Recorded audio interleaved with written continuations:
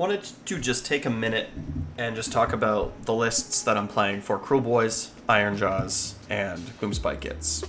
But before I do, I'm on a mission to get 25 subs by the end of the summer before I go back to work.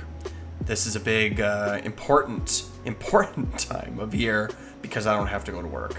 So I get to put lots of extra effort into videos and learning and playing. So thanks to all my current patrons, thanks to all my future patrons, thanks to Bear No Dice for supporting the channel, and for Barian for supporting or for providing art. So shall we start with Kruleboyz? Okay, so here's the list that I'm playing right now for Kruleboyz. Now, keep in mind that all these things are up for change, over time and whatever. But I'm playing the Dead Sneaky subfaction because of Jacob Brandon's recommendations. Essentially, the idea is that the other ones just aren't going to be as good. Being invisible outside of 12 doesn't help us a ton because shooting ranges have been reduced, and it's not like we're playing a bunch of bold boys like we were before. The one that gives extra whatevers to companion weapons, that one's not good, and the extending shooting range also doesn't really matter because we're not playing a ton of shooting. So there's only Dead Sneaky left. When you need it, it'll be good, but our sub-factions, to be honest, are kind of blah, turns out. So up first, we're going to drop a Snatcher boss with 20 Gut Rippers in front of it. That's going to be our first drop. Then we're going to drop a Break a boss with some Monster Killers. The Monster Killers, this particular unit of Monster Killers might sort of also go in the front in the castle, but they might also go way off on the flanks depending on who we're playing. Screening off for the Gut Rippers a little bit is actually not the worst idea in the world. It just helps, it just helps us. And if we want to seize the center, having Gut Rippers in the middle with a unit of Monster Killers is another sort of good option. Then after that, we're going to drop the Vulture Boss, who's going to be way off on the flank with a unit of Monster Killers that's also going to be way off on the other flank. This is going to be our Surround and Destroy. Nope, it's going to be take their flanks. If we auto-run the Monster Killers and the Vulture Boss just flies up, then we can get that tactic. So that's going to be, if we have to go first, that's going to be a good turn 1 tactic for us. And then 2 more units of Monster Killers, which we're going to drop in various places depending on the map and our opponent.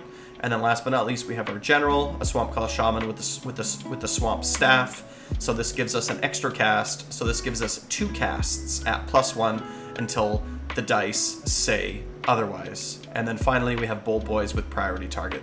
We're trying to keep the units, our General and the General's regiment, as small as possible, trying to make sure that we don't get beat up too much, right? We're trying to deny the tactic where they kill, the Honor Guard or whatever it is, right? So keeping that pretty low. And then we're exactly at 2,000 points here.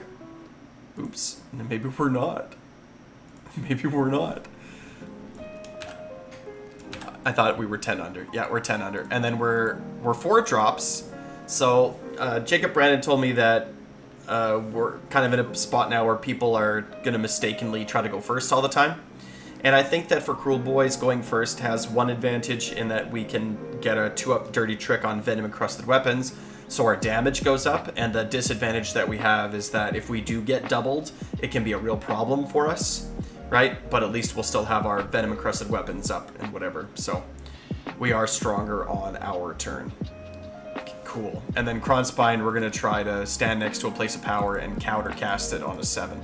It's going to be sick. So I really like this list. I think it scores good. I think it's efficient, right? We're still playing lots of Monster Killers. It's got this Priority Target Bolt Boy. 6 is good. And the Break a Boss, I'm liking it more and more.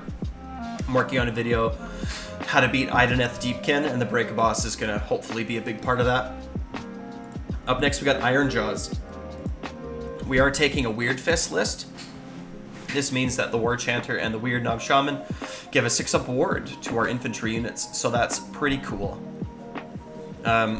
So first drop is going to be Zogrock, which we're going to drop dead in the center with a unit of Ardboys right behind, or right in front, sorry. And then to the left and the right of the Ardboys, we're going to put a unit of 5 Brutes. This is our first drop for deployment. The Brutes, their job is to Mighty Destroyers their way onto objectives, be they in the center or whatever, and just do their job of being 15 wounds on a 3-up save and zoning out our opponent. We're going to deny these primary objectives from our opponents with these 2 squads of Brutes. They're probably not going to get buffed, but if they do, it'll still be good, like a Zogrock buff on Brutes. is still good, because this is still a lot of attacks, right? Like, it's at least 15 attacks, right? There are 3 attacks each, if I'm not mistaken, right? But it's a lot of dice, and then the more, you know, like on the WA turn or whatever, like when this, you know, we get +1 to our attacks, it'll be good. The reason that I'm liking Zogrock right now is because he's one of the only buffs that lasts until the beginning of our next turn. Both the War Chanter and the Weird Knob only buff for our turn. The Mega Boss buffs on our turn and until the beginning of the next turn with Brutes, but I'd almost rather buff the Ardboys, to be honest, in this case. So, but we shall see. Zogrock also, if I had 10 more points, this might be a Mega Boss. Not gonna lie. If this was 10 more points, this might be a Mega Boss. If I had 230, I would definitely be considering the Mega Boss and thinking about the Mega Boss for sure. And then after that, our second drop is a War Chanter with 6 Ragers and a Gore Grunted Gouger. The Gouger obviously goes on one of the flanks. The War Chanter is going to sort of hang out in the middle, sort of with the Ardboys and the Brutes, and the Ragers are going to be behind our little casting castle here. So the Ragers are there to counterpunch. They're there to get the monsters when the middle is cleared up a little bit. That's their job. They can also redeploy and charge, and that goes really well with Eye for Defight, which is going to be on our general, the Weird Knob Shaman, who also has Trophy Skull. I'm thinking that the Trophy Skull might work better on maybe Zogrock. The idea with the Trophy Skull, it gives +10 control, so we're going to march into the center of the battlefield, and if there is an objective in the center of the battlefield, we're going to stand on it, and we're going to take it, right? It's going to be ours. So I'm not sure where the Trophy Skull goes, but it definitely goes on one of our 3 heroes, obviously. And then, of course, on the other flank, we have a Hackin' Crew who is going to be doing his great job of taking their flanks, taking what's theirs. He's going to be scoring us objectives, battle tactics, the whole thing. He is maybe the best unit in the book. Hackin' Crew is very well. He generates his own momentum. He's high damage. He's efficient. He's great. Big fan. So this is 3 drops, and we're 2 casts because the Weird Knob is going to be in the, or next to the Ardboys, so we'll be getting that second cast. Probably won't be getting Places of Power with this guy, but that's okay. And we're taking the Forbidden Powers, because, sorry, one second, let me just pull them up here really quick. Because we can't take Kronspine because we don't have enough, oh no, we're not taking Forbidden Powers. What I wanted to take was Twilight Sorceries. Twilight Sorceries. Oops. I'm kind of still debating. I think Morbid Conjurations would actually be pretty decent because Gravetide is really strong and Shackles, considering our army is really slow, might be helpful. Purple Sun's always good stuff too, but the problem with this one is that a lot of them, like Shackles, casts on a 6, but the rest of them casts on 7s, and we're not getting any help, right? So another one could be Twilight Sorceries. I think Geminids are really strong. They do cast on a 7, which is kind of tough.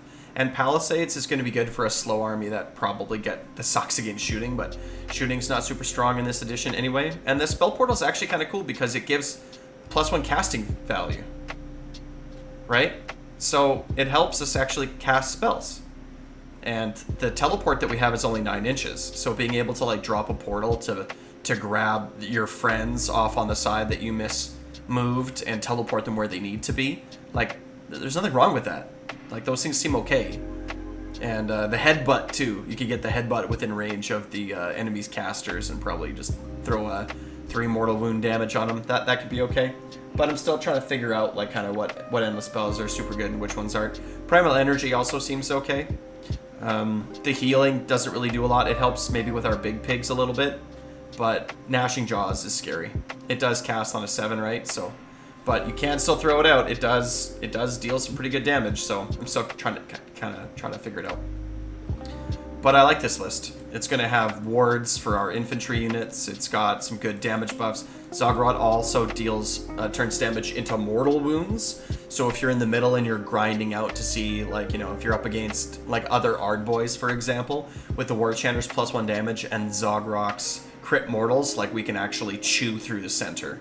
Because, again, we're not relying on buffs for the Brutes. The Brutes are going to just sort of stand on their own. And what they're really there to do is die to a man while still zoning out objectives for our opponent, right? They're on a 40mm base.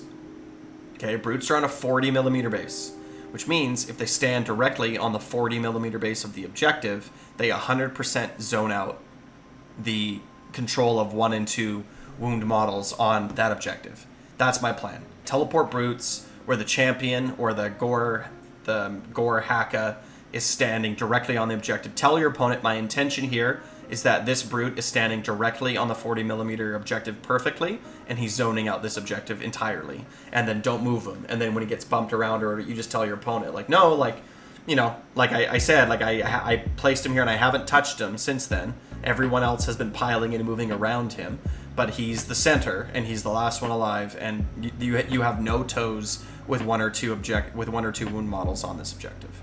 That's their job, and they do a really good job. 15 wounds on a 3-up save, right? Maybe a 6-up ward, pretty good damage. They're really high efficiency. Like if I just look at brutes this is 5 brutes with no buffs whatsoever, they're still hitting 4.1 damage per 100 points, and against infantry they're almost hitting that 10 point, right? So they're almost at 5 damage per 100 wounds, and that's where you're getting into that to really high territory, right? So they're great. They're great, but they're not bricks of 10 buff them to high heaven great. They're units of 5 zoning at objectives independent of the rest of the army. Great. You're going to be using Mighty Destroyers, and you're going to be using teleports on these guys for sure. But this is the list I'm running right now. If you want to run it, please do, and let me know how it goes. And then for Gitz, I'm running like a magic Trog list.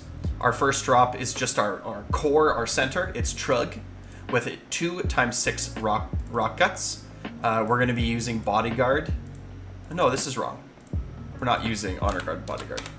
So we have 2 rockets and then Dank Hold. So the Dank Hold is off on one side or the other, and his job is to wade and smash into the squishies, because wade and smash is really strong.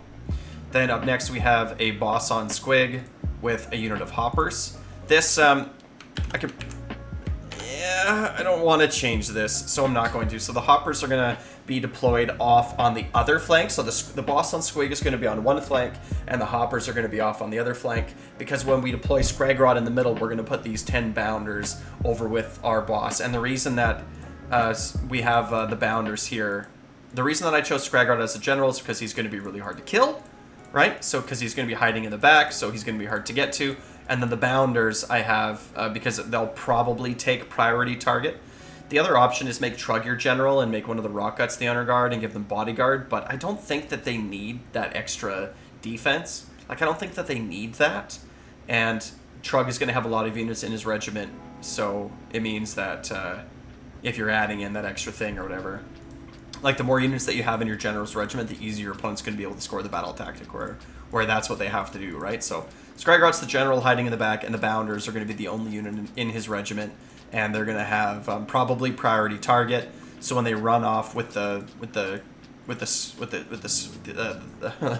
boss on the Squig, they're going to do a good job. He's also loon touched, and he also has the cowl.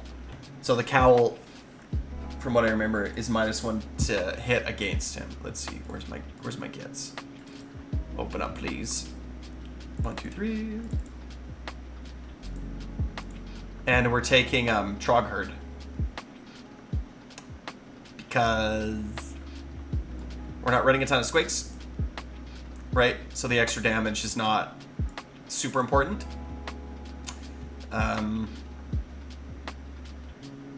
So it's sort of like you're always stuck between these two, and so I'd almost rather my trolls be impossible to kill, which is what they're going to feel like in Trogherd.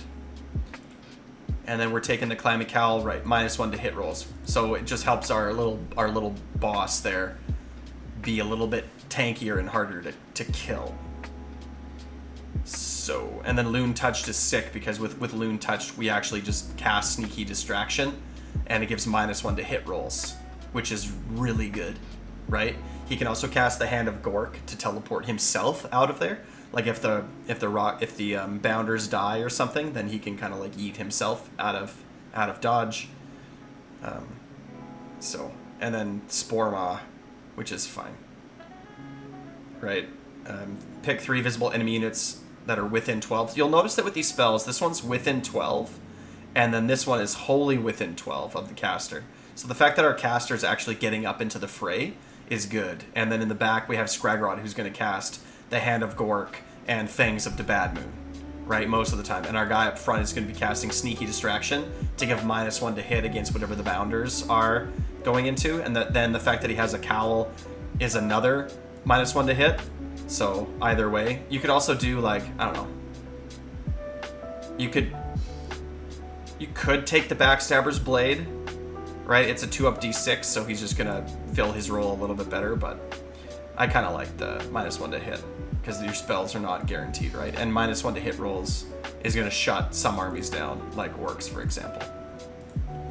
So yeah, those are the 3 lists that I'm running right now. Let me know what you think. Be sure to check out the Discord, because there's always lots of fun, active conversations going on there. And if you do nothing else, make sure that you like, subscribe, and wah.